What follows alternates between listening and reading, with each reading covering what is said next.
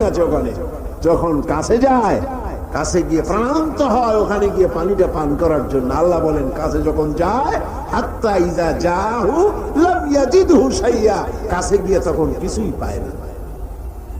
এইভাবে মরীচিকা আর বেতমরীচিকা দেখে মরুচারীরা যেমন পানির জন্য ছুটে যায়, পানি না পায়, পানি পায় না, প্রাণান্ত হয়ে যায়, কাফির বেঈমান নাস্তিক মুরতাদরা তাদের সমস্ত জীবনের আমলগুলি এভাবে নিষ্ফল, কোনো দাম নাই, কোনো মূল্য নাই। তারা নিজেদের তৈরি করা মতবাদকে শান্তি আছে বলে মনে করে শেষ পর্যন্ত দেখে কিছুই নাই। যেমন কমিউনিজম ৭২ বছর ধরে পৃথিবীকে কিছুই দিতে পারে নাই, জ্বালা দিয়েছে, যন্ত্রণা দিয়েছে, কষ্ট দিয়েছে, হতাশা দিয়েছে, ক্ষুধা দিয়েছে, দারিদ্র দিয়েছে, নির্যাতন করেছে, নিষ্পেষণ করেছে, মানুষের জন্য ভালো কিছুই করতে পারে নাই। বলেন পেরেছে নাকি? কি পেরেছে? সুতরাং এভাবে করি, ওরা মনে করে ভালো, আসলে তো ভালো না। আসল ভালো তো আল্লাহ রাব্বুল আলামিন যেটা বান্দার জন্য করেন, এর থেকে ভালো আর কিছু হতে পারে না। কি বলেন? পারে? পারে না। সুতরাং আজকে মূল ব্যাপারটা হলো এই যে নাস্তিক এবং মুরতাদ সবচাইতে পৃথিবীর কপাল পোড়া। এরা সব বিশ্বাস করে কিন্তু আল্লাহর বিশ্বাস করে না। কন্যা উজবিল্লাহ। আমি বুঝি না যে এদের মাথায় কি গিলু আছে কি নাই। একটা মাইক দেখলে, এই যে বিরাট মাইক গুলি আমার সামনে, অনেকগুলি মাইক আমার সামনে আছে, দেখলে কি মনে হয়? যেটা এমনি এমনি হয়েছে? বলেন আপনারা, কি মনে হবে? এমনি এমনি হয়েছে? এই বিশাল প্যান্ডেল দেখলে কি মনে হয়? যে কয়েকজন আলেম এখানে বসে কি একটা দোয়া দুরূদ পড়ে ফু দিছে, আর অমনি প্যান্ডেলটা হয়ে গেছে। এই যে আলোয় ঝলমলে বিশাল মাহফিল, কি মনে হয় যে কেউ ফু দিল আর অমনি হয়ে গেল? এই ছোট্ট ঘড়িটা দেখলে কি মনে হয়? এমনি এমনি হয়েছে? ছোট্ট একটি ঘড়ি দেখলে মনে হয় কেউ বানিয়েছে, টেবিল দেখলে মনে হয় কেউ বানিয়েছে, মাইক দেখলে মনে হয় কেউ বানিয়েছে, এতটুকু একটা প্যান্ডেল দেখলে মনে হয় কেউ বানিয়েছে। কিন্তু দুর্ভাগ্যের বিষয়, তথাকথিত বুদ্ধিজীবী আর এই নাস্তিক মুরতাদগুলি এমনই কপাল পোড়া, ওই বিশাল আকার দেখার পরে মনের ভিতরে তারা এটা বোঝে না যে এর পেছনে একজন স্রষ্টা আছে, যার নাম আল্লাহ রাব্বুল আলামিন। তারা বলে আকাশের স্রষ্টা নাই, জমিনের স্রষ্টা নাই, মানুষের স্রষ্টা নাই, সব নাকি এমনি এমনি হয়েছে। জোরে কন্যা নাউজুবিল্লাহ। এই চিন্তার সংকীর্ণতা, এই জন্য কাফেরদের কোন জায়গায় তাদের জীবনের সমস্ত আমালগুলি বরবাদ হয়ে যাবে। আর কুফরি অবস্থায় তারা যদি তওবা না করে, কাফেরেরা, মুরতাদরা, নাস্তিকরা তওবা করে যদি ঈমানের পথে ফিরে না আসে, তাহলে তাদের মৃত্যু পর তাদের উপরে লানত সকলে। মৃত্যুর পর কাফির নাস্তিকেরা যখন চলে যাবে জাহান্নামের ভিতরে, যখন যাবে, সেখানেও তাদের কোনো চিৎকারে কাজ হবে না, সাহায্যকারী মিলবে না। দুনিয়াও অশান্তি, আখিরাতেও অশান্তি, শান্তি কোথাও মিলবে না। জাহান্নামের ভিতরে তো অবস্থাটা এমন হবে, লা ইয়ামুতু ফিহা ওয়া লা ইয়াহইয়া, সেখানে তারা বাঁচবেও না, মরবেও না, এমন এক দুরবস্থার মধ্যে তারা কাটাবে। কাফেররা দৃশ্যত যদি কোনো ভালো কাজ করেও, তা কখনো মুমিনদের কাজের সমান হবে না। সুবহানাল্লাহ। কাফেররা ভালো কাজ করে না? করে কিনা? করে। কিছু তো ভালো কাজ করে, অনেক ভালো কাজ করে। ভালো কাজ মানে কি? মানুষের কল্যাণের জন্য, জীবের কল্যাণের জন্য অনেক ভালো কাজ কাফেরেরাও করে। কিন্তু কাফেরদের ভালো কাজ কখনো মুমিনের ভালো কাজের সমান হবে।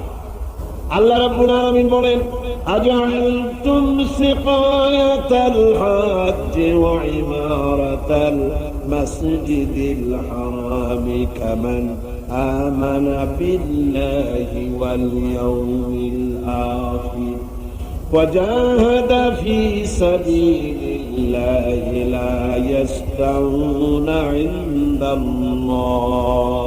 আল্লাহ পাক বলেন, হাজিদের পানি পান করাইয়া আর মসজিদে হারামের খেদমত করে, তোমরা কি তাদের সমান হতে চাও যারা নাকি আমার উপর ঈমান এনেছে, পরকালকে বিশ্বাস করেছে আর আমার রাস্তায় জিহাদ করেছে? এই উভয় দল সমান আমার কাছে সমান হতে পারে না। লা ইস্তাউনা ইনদাল্লাহ, আমার কাছে এরা সমান নয়।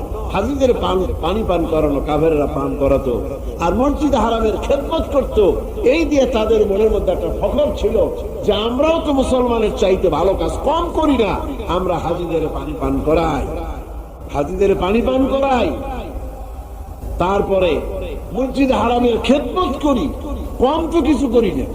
আল্লাহ বলেন যারা ঈমান আনলো, যারা আমার আখিরাতকে বিশ্বাস করলো, যারা আমার রাস্তায় জিহাদ করলো, জান দিল, মাল দিল, অক্ষণো এই উভয় দল আমার কাছে সমান।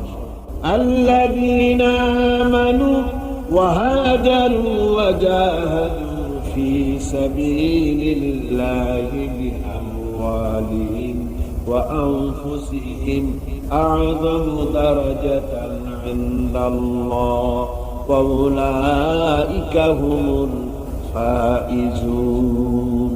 আল্লাহ পাক বলেন যারা নাকি ঈমান এনেছে আর আমার রাস্তায় হিজরত করেছে আর জিহাদ করেছে আমার দ্বীনকে প্রতিষ্ঠা করার জন্য, মাল দিয়ে আর জান দিয়ে, আমার কাছে তাদের বিরাট মর্যাদা।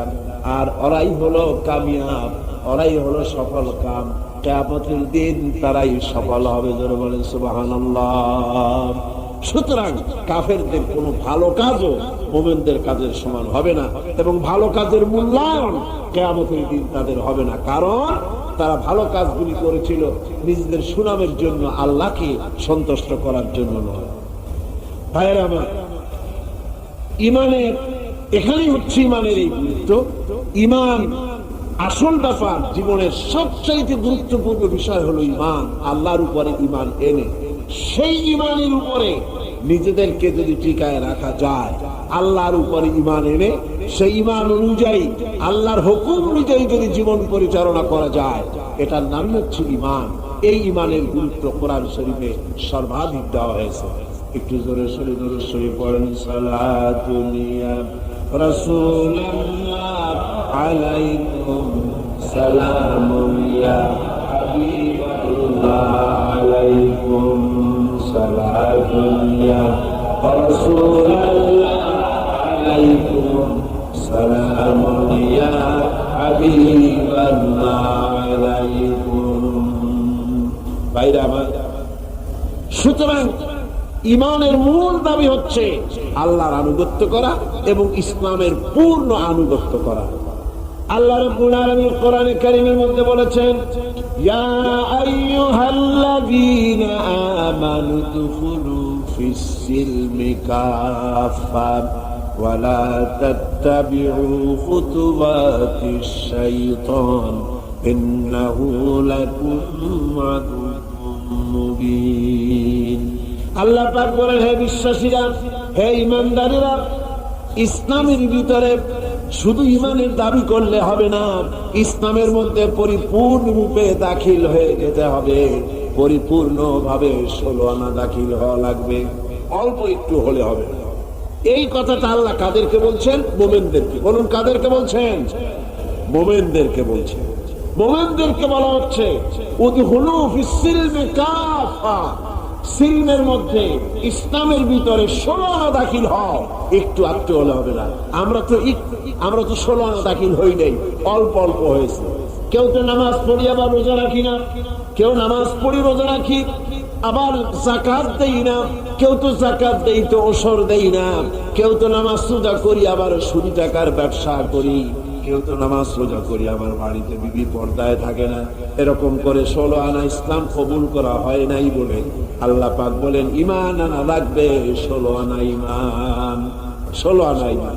এই 16 আনা ঈমানকে বুঝাবার জন্য আমি দৃষ্টান্ত দেই যে আপনি যদি শীত লেগেছে বলে একটা শেরওয়ানি পরলেন, ওই শেরওয়ানিটা যখন গরম লাগলো তখন অনেক সময় দেখা যায় শেরওয়ানির একটা হাতার মধ্যে একটা হাত ঢুকাইয়া বাকি শেরওয়ানিটা পিঠের উপরে মানুষের ঝুলায় রাখে।